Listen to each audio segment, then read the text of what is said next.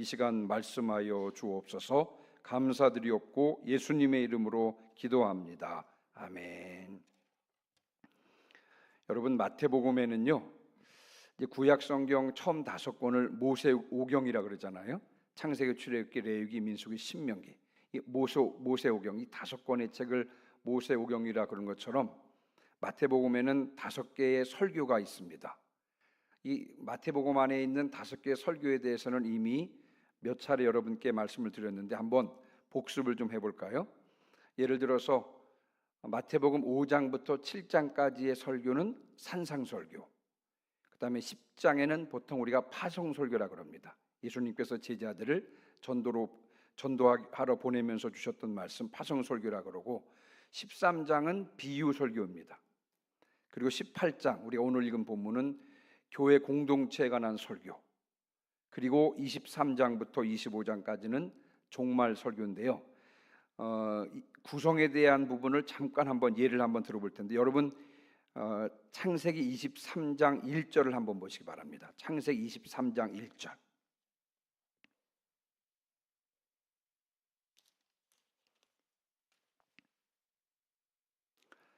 자, 창세기 23장 1절 같이 한번 읽어볼까요? 시작. 죄송합니다. 제가 창세기라 했습니까? 죄송합니다. 마태복음. 죄송합니다. 지금 마태복음 안에 있는 5개의 설교에 관한 말씀인데, 마태복음 23장, 24장, 25장은 종말에 관한 설교인데요. 이제 구성이 이렇게 됩니다. 자, 마태복음 23장 1절 같이 읽습니다. 시작. 이에 예수께서 무리와 제자들에게 말씀하여 이르시되, 이러면서 설교가 시작이 됩니다. 그리고 23장, 24장, 25장에 걸쳐서 종말에 관한 설교를 쭉 하시고 26장 1절 보세요. 26장 1절. 26장 1절 읽습니다. 시작. 예수께서 이 말씀을 다 마치시고 제자들에게 이르시되, 아멘. 이 말씀을 다 마치셨죠? 23장부터 25장까지 나와 있는 종말에 관한 말씀을 다 마쳤다, 이런 뜻입니다. 그러니까 마태복음 23장, 24장, 25장은 종말 설교인 것입니다. 마태복음이 28장으로 구성되어 있는데 그 가운데 5개의 설교가 있다는 것 여러분께 말씀을 드렸고요. 오늘 마태복음 18장은 그 5개의 설교 중에서 4번째 설교입니다. 4번째 설교. 자, 그러면 4번째 설교의 배경을 살펴보면요. 자, 18장 1절부터 3절입니다. 여러분 눈으로 한번 따라해 보시면, 제자들이 예수님께로 나왔어요. 예수님께로 나오면 제자들이 예수님께 여쭙습니다. 천국에서는 누가 큽니까? 그랬더니 예수님께서 한 어린아이를 불러서 제자들 가운데 세우십니다. 그리고는 4번째 설교가 시작되는 것입니다. 자, 그러면 4번째 설교의 대상자는 누굽니까? 여러분 18장 1절 보세요. 누구라 그랬죠? 예수님께 나온 사람들이 누구예요? 제자들입니다. 제자들. 특별히 사도들이라고 할 수가 있죠. 예수님의 12사도들에게 하시는 말씀이고, 여러분 17절에 보면 교회라고 하는 단어가 나오죠. 17절에 보면 교회라고 하는 단어가 나오는데, 그러니까 18장의 설교는요, 교회 안에 있는 예수님의 12사도들에게 주신 말씀입니다. 다시 말씀을 드리면 교회 안에서 어떻게 치리할 것인지에 관한 설교 내용이 바로 18장에 담겨져 있는 것입니다. 특별히 오늘 읽은 이 18장 21절부터 35절까지는요, 교회 안에서 용서에 관한 가르침을 다루고 있습니다. 뭐에 관한 가르침이라고요? 용서. 여러분, 용서는 이 기독교 신앙에 있어서 매우 중요한 그런 사항입니다만, 그러나 결코 쉽지 않은 내용이 바로 용서인 것입니다. 그래서 오늘 읽은 이 본문 18장 21절부터 35절은 뭐에 관한 말씀이라고요? 용서에 관한 말씀입니다. 특별히 교회 안에서의 용서에 관한 말씀인데, 짧게 구성을 보면요, 이제 21절, 22절 좀 더 살펴볼 텐데요. 21절, 22절은 예수님께서 말씀하십니다. 끝없이 용서하라, 이렇게 말씀하시면서 23절부터 마지막 35절까지는 끝없이 용서해야 하는 이유, 이렇게 말씀하고 있습니다. 앞 두 절은 끝없이 용서하라 예수님께서 명령하시면서 23절부터 마지막 35절까지의 말씀은 끝없이 용서해야 될 이유, 다시 말씀을 드리면 끝없이 용서할 수 있는 방법에 대해서 예수님께서 말씀하고 계신 것입니다. 오늘 말씀을 들으면서 끝없이 용서해야 하는 이유를 깨달아 알고 주님의 명령대로 끝없이 용서할 수 있는 성도들 되시기를 주님의 이름으로 축원합니다. 아멘. 자, 먼저 21절 22절입니다. 자, 18장 마태복음 18장 21절 22절 우리 다시 한번 읽어보겠습니다. 시작.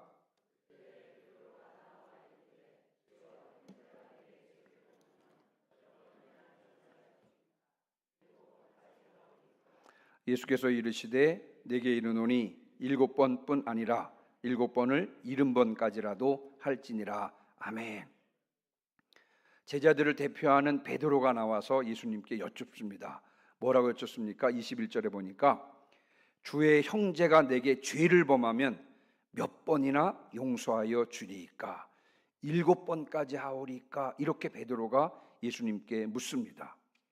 근데 여러분, 예수님께 지금 이렇게 묻고 질문하고 있는 베드로의 마음의 상태를 보면요, 당시 유대인 랍비들은 어떻게 가르쳤냐면요, 다른 사람이 나에게 죄를 범하면 몇 번까지는 용서하라고 가르쳤냐면요, 3번까지는 용서해줘야 된다.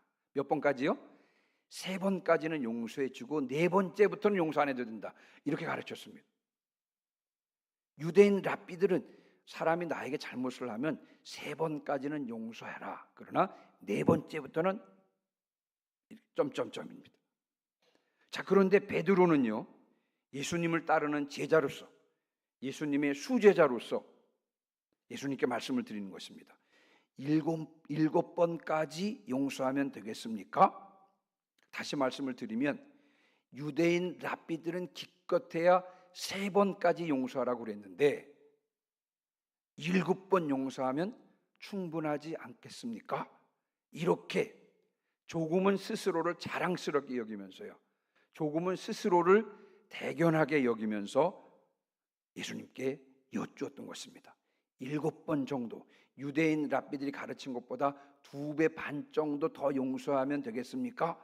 이렇게 예수님께 여쭈은 것입니다. 이에 대해서 예수님께서 말씀하셨는데요, 예수님의 이 말씀은 조금은 스스로를 자랑스럽고 대견스럽게 여기던 베드로를 멋쩍게 만들었습니다. 예수님께서 뭐라 그러셨죠? 22절에 보니까 예수께서 이르시되 내게 이르노니 7번뿐 아니라 7번을 70번까지라도 할지니라. 베드로는요, 7번 용서하면 되겠습니까? 유대인들은 3번 정도 용서하면 된다고 그랬는데, 그러면 예수님을 따르는 주님의 제자로서 7번 용서하면 되겠습니까? 그때는 주님께서 뭐라고 대답하셨다고요? 7번뿐만 아니라 7번을 70번까지도 용서하라. 7번을 70번, 그러니까 490번을 용서하라는 것입니다. 여러분, 490번을 용서한다는 것 자체도 쉬운 일은 아닙니다. 그러나 여기서 말하는 490은요, 단순히 숫자 490을 말하는 것이 아니고요, 끝없이 무한히 용서하라는 것입니다. 490번 용서하라, 이 말씀의 뜻이 뭐라고요? 끝없이 용서하라, 무한히 용서하라는 것입니다. 벌써 여러분 마음이 턱 막히죠?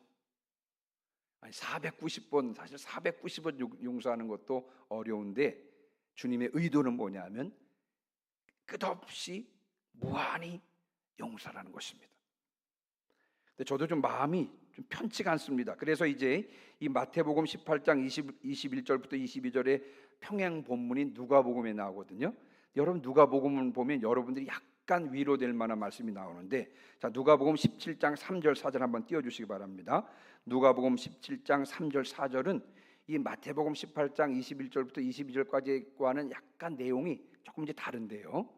자, 누가복음 17장 3절 4절 같이 읽습니다. 시작. 너희는 스스로 조심하라. 만일 네 형제가 죄를 범하거든 경고하고 회개하거든 용서하라. 만일 하루에 7번이라도 내게 죄를 짓고 7번 내게 돌아와 내가 회개하노라 하거든 너는 용서하라. 여러분, 누가복음은 조건을 달고 있습니다. 어떤 조건입니까? 다른 사람이 나에게 죄를 지으면요, 경고하라는 것입니다. 근데 이 사람이 경고를 듣고 돌아와서 제가 잘못했습니다, 용서해 주세요라고 용서를 구하면, 회개하고 나에게 용서를 구하면 뭐예요? 용서라는 것입니다.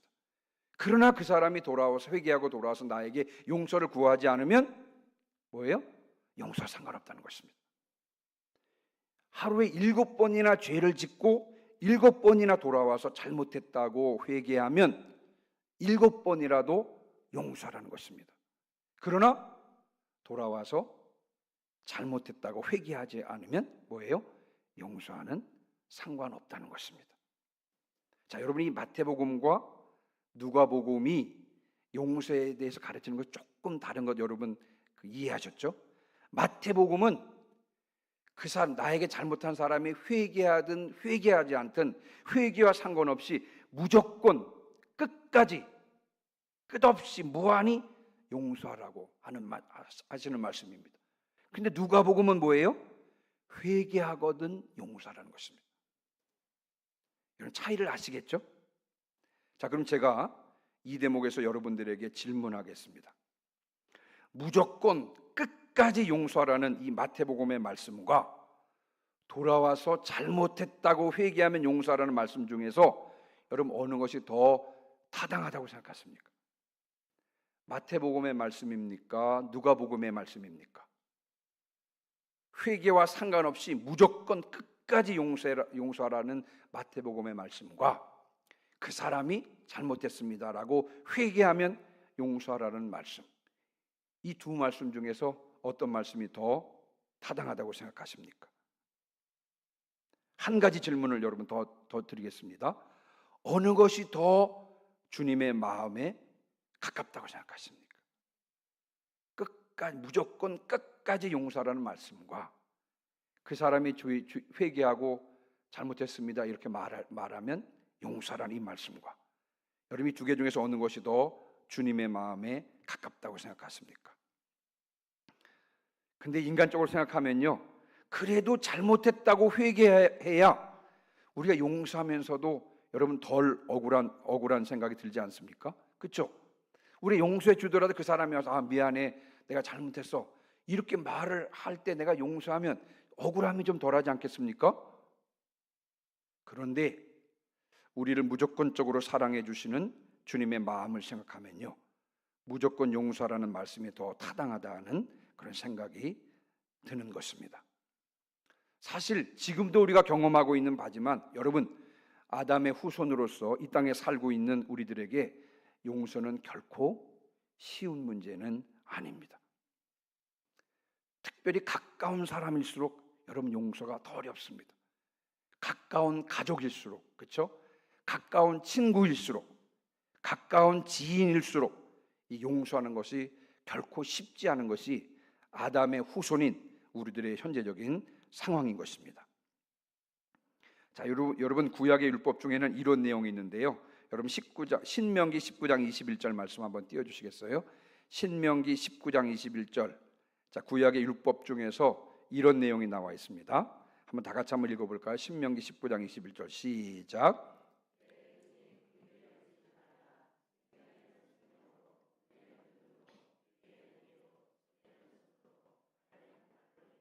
아멘.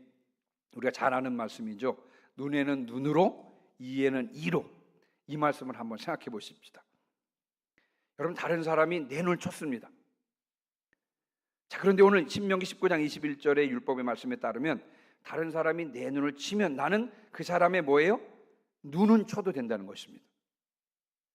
자, 근데 이 부분을 한번 생각해 보겠습니다. 자, 무슨 뜻입니까? 인간 본성상 다른 사람이 내 눈을 쳤습니다. 그럼 여러분 내 반응은 어떻습니까? 싹 가가지고 너는 내 눈을 쳤으니까 나는 네 눈만 칠게. 그리고 눈만 탁 치고 끝납니까? 여러분 그렇지 않습니다. 내가 눈을 맞았으니까 억울한 마음에 뭐예요? 눈뿐만 아니라 닥치는 대로 때리는 것입니다. 여러분 이것이 인간의 본성상 여러분, 그렇게 하는 인간의 타락한 본성인 것입니다. 이놈이 감히 내 눈을 쳐? 어떤 누구에게도 맞아보지 않은 이 눈인데 이 눈을 친단 말이야? 그건 여러분, 눈뿐만 아니라 그 사람 몸에 있는 곳곳을 때린 것 아니겠습니까? 그래서 여러분, 하나님께서는 우리의 타락한 본성을 감안하셔서 눈에는 눈으로만, 이에는 이로만 이라고 제한을 두셨던 것입니다. 그렇게 하라는 것이 아니라 우리의 악한 본성 때문에 그 이상 복수하지 말아라, 이런 의미로 우리 해석해 볼 수가 있는 것입니다. 이런 타락한 본성을 가진 인간이요, 나를 해치고 나를 공경에 처한 사람을 무조건적으로 용서한다고요? 그 사람이 나에게 다가와서 잘못했습니다라고 말하는 것 상관없이 주님께서 말씀하신 대로요, 무조건적으로 끝까지 용서하라는데 여러분, 사실 본성상 어렵습니다. 제가 지금 이것을 설명하려고 애쓰고 있지만 여러분, 제가 설명을 하지 않아도 이와 같은 인간의 본성을 여러분들은요, 너무도 분명하게 알고 있을 것입니다. 이게 우리의 본성입니다. 아담의 후손들의 본성이 악한 본성입니다. 그럼에도 불구하고 인간이 이런 악한 본성을 가졌음에도 불구하고 주님께서는 오늘 본문을 통해서 우리들에게 뭐라고 명령하신다고요? 우리에게 죄 지은 사람들을 무조건, 그것도 언제까지? 끝까지 용서하라고 말씀하시는 것입니다. 정말 부담스러운 명령입니다. 본성상 여러분, 우리가 따를 수 없는 명령입니다. 그런데 여러분, 주님을 생각하면 주님께서는 우리가 할 수 없는 것을 명령하시는 분이십니까? 여러분, 그렇지 않습니다. 우리가 할 수 있기 때문에 주님께서는 그렇게 명령하시는 것입니다. 자, 그렇다면 악한 본성을 가진 우리는 어떻게 우리에게 죄 지은 사람을 무조건, 그것도 끝까지 무한히 용서할 수 있는 것입니까? 이것을 보여주고 있는 것이요, 18장 23절부터 35절까지의 말씀인 것입니다. 18장 23절부터 35절까지의 말씀을 통해서 주님께서는 우리가 끝없이 용서해야 하는 이유, 우리가 끝없이 용서할 수 있는 방법에 대해서 말씀하고 있는 것입니다. 악한 본성을 가진 우리가 어떻게 우리에게 죄 지은 사람을 무조건 끝없이 용서할 수 있을까요? 이미 말씀을 드렸습니다만 인간으로서는 도저히 할 수 없는 일입니다. 가까운 사람일수록 우리는 용서하기가 더 어렵죠. 제가 결혼하고요, 저는 지금까지 결혼하고 부부싸움을 한 번도 안 했습니다. 안 믿으시죠? 네, 네. 결혼하고 이제 얼마 있었는데 제가 부부싸움을 했습니다. 그래서요, 처음으로 방을 따로 썼습니다. 방 2개였거든요. 방 2개? 조그만 거실 하나, 방 2개, 조그만 방이 있었는데 그냥 너무 화가 나가지고요, 들어가서 문 잠궈버리고 잤습니다. 그 다음날 이제 새벽 기도를 해야 되잖아요. 새벽 기도를 하고는 얼른 들어와가지고 문 잠그고 있었습니다. 근데 이제 부부싸움을 하더라도 아침에 정해진 성경 본문을 읽어야 되는 것 아니겠습니까? 그렇죠? 그래서 성경 펼쳤는데 고린도서의 말씀에 분방하지 말라, 이런 말씀이 나오더라고요. 이게 분방이 죄구나. 부부가 기도하는 것 외에 분방하는 게 죄구나. 알았지만 마음이 그때 문을 탁 열고 들어가서 탁 열고 나가가지고 미안해, 이 말하기 너무 머쓱한 거예요. 왜? 이미 하루가 지났잖아요. 그런데 또 말씀은 분방하지 마라. 이게 죄구나. 앞으로 싸우더라도 그냥 한 침대에서 싸워야 되겠다, 이런 마음을 갖게 되는데, 근데 문 열고 나가기가 쉽지가 않더라고요. 이게 한편으로는 막 좀 화가 나기도 하고, 한편으로는 그래도 말씀에 순종해야 되는데 목사인데 이러기도 하고, 제가 문 열고 나가면 배고파서 못하겠다 이러고 나왔습니다. 네, 참 이 가까운 사람일수록 우리가 용서하기가 더 어렵습니다. 그렇죠? 근데 주님께서요, 우리는 본성상 할 수가 없지만 그렇게 할 수 있도록 길을 열어주셨습니다. 나는 할 수 없지만 주님을 통해서 무조건 끝없이 용서할 수 있는 방법을 보여주셨는데, 그것이 바로 23절부터 35절까지 나와 있는 비유의 말씀입니다. 끝없이 용서해야 하는 이유. 자, 우리 23절 한번 보겠습니다. 18장 23절 시작.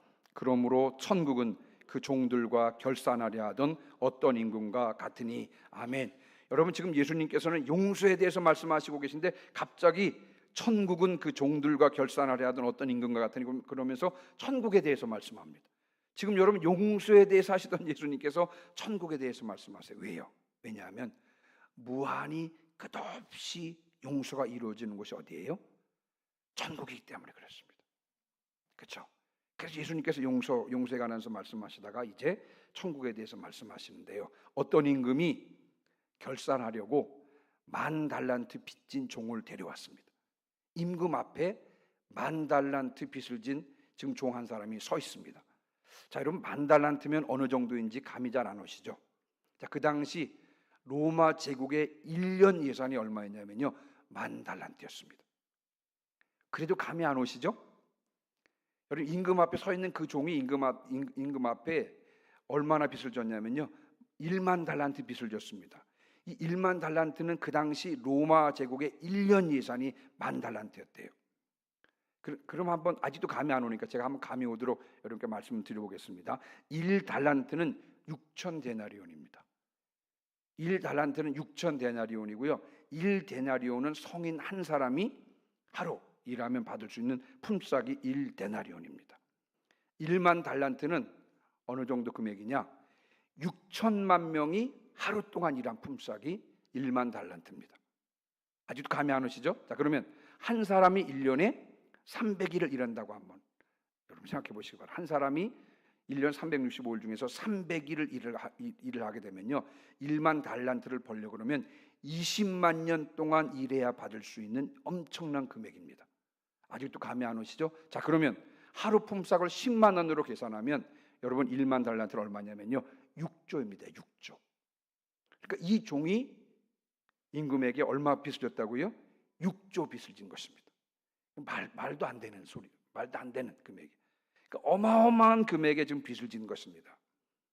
이 임금이 10,000달란트 빚진 종을 불러서 빚을 갚으라고 했습니다. 그런데 여러분, 이 종이요, 그 어마어마한 금액을 갚을 능력이 안 되는 것입니다. 갚을 길이 없습니다. 그랬더니 임금이요, 네 몸도 좀 팔아라. 아내와 자식들과 네가 가지고 있는 소유를 다 팔아서 이 빚을 갚아라 그랬습니다. 그랬더니 종이 엎드려 절하면서 갚을 때니까 시간을 좀 더 달라고 요청했습니다. 여러분, 시간을 더 준들 이 종이 그 어마어마한 금액, 엄청난 금액을 갚을 수 있겠습니까? 도저히 그 금액, 1,000달란트 되는 금액을 갚을 수가 없었습니다. 그래서 여러분, 임금이 도저히 그 금액을 갚을 능력이 안 되는 종을요, 불쌍히 여겼습니다. 그래서 그 종을 놓아주면서 모든 빚을 탕감해 준 것입니다. 도저히 상상할 수 없는 일이 일어난 거죠. 10,000달란트를 탕감해 준다고요? 여러분, 얼마나 놀라운 일입니까? 그런데 이 일이 실제적으로 그 종에게 일어난 것입니다. 이 종이 얼마나 기뻤을까요? 정말 뛸 듯이 기뻐하면서 나가던 이 종이 자기에게 100데나리온 빚진 친구 한 사람을 만납니다. 여기서 말하는 100데나리온 말씀드렸죠? 1데나리온이 성인 한 사람이 하루 일하면 받을 수 있는 품삯이니까 100데나리온을 계산을 해보면 하루에 10만 원 계산해보면 한 1,000만 원쯤 되는 것입니다. 그러니까 100데나리온도 사실은 그리 작은 금액은 아닙니다만 10,000달란트에 비하면 아무것도 아닌 것입니다. 자, 그런데 10,000달란트 탕감받은 이 종이요, 자기에게 100데나리온의 빚을 진 이 친구의 멱살을 잡군요, 빚을 갚으라고 독촉을 합니다. 여러분, 10,000달란트는요 사실은 너무 큰 금액이니까 실감할 수 없지만 이 100데나리온은요 아주 절실하게 느낄 수 있는 금액이 아니겠습니까? 그렇죠? 10,000달란트는 너무 큰 금액이니까 현실적으로 실감이 안 나지만 자기에게 1,000만 원 빚진 100데나리온 빚진 이 종, 이 100데나리온은 절실하게 느꼈을 것입니다. 그래서 여러분, 10,000달란트 탕감받은 이 종이요, 자기 친구 100데나리온의 빚을 진 친구의 멱살을 잡군요, 빚을 갚으라고 독촉을 합니다. 그랬더니 이 친구가 시간을 더 주면 빚을 갚겠다, 시간을 더 달라고 사정을 합니다. 그러나 10,000달란트 탕감받은 이 종이요, 자기 친구를 옥에 가두었습니다. 이 소식을 누가 듣게 되냐면요, 그 임금이 그 소식을 듣게 된 것입니다. 그리고는 1만 달란트 탕감받은 그 종을 다시 불러왔습니다. 그리고 화를 내면서요, 빚을 갚도록 그 종을 감옥에 쳐넣었다는 그런 이야기인 것입니다. 여러분, 이 임금이 화가 난 이유가 무엇입니까? 여러분, 이 임금이 화가 난 이유가 무엇이죠? 10,000달란트를 탕감받았으면 100데나리온을 탕감해 주는 것이 마땅한 일이기 때문에 그렇습니다. 그런데 마땅히 행해야 될 일을 지금 이 종이 행하지 않은 것입니다. 여러분, 33절입니다. 33절, 18장 33절 같이 읽습니다. 시작. 내가 너를 불쌍히 여김과 같이 너도 네 동료를 불쌍히 여김이 마땅하지 아니하냐 하고. 아멘. 여러분, 이 임금의 말은 우리에게 무조건 끝까지 용서해야 하는 이유, 그리고 무조건 끝까지 용서할 수 있는 이유에 대해서 그 방법을 가르쳐주고 있습니다. 뭐냐면 100데나리온 빚진 친구를 감옥에 넣은 이 사람의 잘못은 무엇입니까? 이 사람은 자신이 10,000달란트 탕감받았다는 사실을 지금 의식하지 못하고 있는 것입니다. 자신이 엄청난 금액, 이 어마어마한 10,000달란트의 금액을 도저히 갚을 수 없는 금액을 탕감받았다는 사실을 진심으로 감사하지 못하고 있는 것입니다. 자신이 어마어마하게 그 임금으로부터 어마어마하게 불쌍히 여김을 받았다는 사실을 지금 잊어버리고 있었던 것입니다. 만약에 이 사실을 제대로 의식하고 이 사실에 대해서 진심으로 감사하고 있다면 어찌 여러분 100데나리온을 탕감해 주지 않을 수 있었겠습니까? 당연히 마땅히 탕감했어야 하는 것입니다. 우리가 무조건적으로 끝까지 용서해야 하는 이유가 무엇입니까? 여러분, 우리야말로 10,000달란트의 빚을 탕감받는 사람이라고 하는 사실을 분명하게 인식하는 것입니다. 우리야말로 이 10,000달란트의 빚을 탕감받은 사람이라는 사실에 진심으로 감사하는 것입니다. 우리야말로 어마어마하게 불쌍히 여김을 받은 사람이라는 사실을 잊지 않아야 하는 것입니다. 자, 그렇다면 우리가 탕감받은 이 10,000달란트의 빚은 무엇이고요? 우리가 탕감해줘야 되는 100데나리온의 빚은 무엇입니까?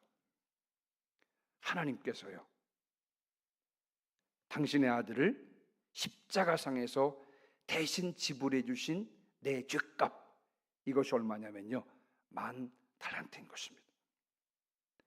하나님의 아들이 십자가상에서 대신 지불해 주신 내 죄값이 바로 10,000달란트인 것입니다. 그리고 100데나리온은 무엇입니까? 내가 용서하지 못하고 있는 내게 죄를 지은 어떤 사람의 죄가 바로 100데나리온의 빚인 것입니다. 하나님께서는 당신의 아들의 목숨값으로 우리의 죄의 빚을 갚아주셨습니다. 그것이 얼마라고요? 10,000달란트입니다. 아까 말씀 잠깐 드렸죠. 6조라 그랬어요. 6조. 하나님께서는 우리의 죄값을 탕감해 주셨습니다. 어마어마한 금액의 죄의 빚을 갚아주신 것입니다. 탕감해 주신 것입니다. 그런데 그 어마어마한 죄값을 탕감받은 우리가 어찌 우리에게 죄를 지은 사람의 죄값을 탕감해 주지 않을 수 있겠습니까? 탕감해 주는 것이 마땅하다고 하는 것입니다. 참 용서에 대한 그 부분을 묵상하면서 참 아직도 마음에 부담이 됩니다만, 그런데 오늘 이 본문을 통해서, 이 비유를 통해서 주님께서 우리에게 길을 열어주신 것 같습니다. 하나님께 용서받은 이 사실을 깊이 인식하고 잊지 않고 감사하는 사람이 다른 사람들이 나에게 지은 죄를 무조건적으로 끝없이 용서해 줄 수 있다는 사실을 오늘 주님께서는 우리에게 말씀하고 있는 것입니다. 이것이 나는 할 수 없지만, 인간의 악한 본성상 할 수 없지만 하나님께서 열어놓으신 죄 용서의 방법인 줄 믿습니다. 오늘 이제 말씀을 마무리하고 마치면서요, 성령의 은혜로 그 10,000달란트 빚을 탕감받은 자의 그 감사함이 늘 우리 속에 넘치시기를 주님의 이름으로 축원합니다. 성령의 은혜로 나에게 100데나리온 빚진 자를 언제까지나 기쁘고 감사함으로 용서할 수 있기를 주님의 이름으로 축원합니다. 누구든지 나에게 죄를 지은 사람이 있다면, 내가 누구인지 나는 10,000달란트 탕감받은 자이지. 나에게 100데나리온의 빚을 진 사람을 탕감해 주는 것이 마땅하지. 이와 같은 성령의 은혜가 저와 여러분 가운데 언제나 넘치시기를 주님의 이름으로 축원합니다. 그래서 주님께서 열어놓으신 죄 용서의 방법을 통해서 언제나 기쁘고 즐겁고 감사함으로 죄를 용서할 수 있는 저와 여러분 되시기를 주님의 이름으로 축원합니다. 아멘. 우리 시간 294장 찬송하시고 오늘 들은 말씀을 붙잡고 통성으로 기도하시겠습니다.